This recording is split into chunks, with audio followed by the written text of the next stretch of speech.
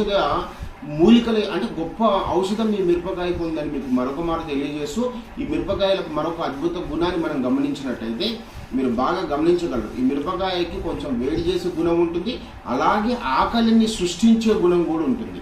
మీరు చూడండి, ఈ మిరపకాయలు మనం తాలింపులో కానీ వంటల్లో కానీ మనం ఇతర కూరల్లో కానీ చేర్చి తినేటప్పటికీ మిరపకాయలు తిన్న తర్వాత ఆ కారం యొక్క ఘాటు లోపలికి కడుపు లోపలికి వెళ్ళినప్పుడు కాసేపటికి మనకు విపరీతమైన ఆకలి పుట్టడం మనకు కనిపిస్తూ ఉంది. అట్లాగే కొద్దిసేపటి తర్వాత అంటే మరి కొద్దిసేపటి తర్వాత ఈ మిరపకాయ యొక్క ఘాటు కూడా మన కడుపులో మనం గమనించగలుగుతాం అనమాట.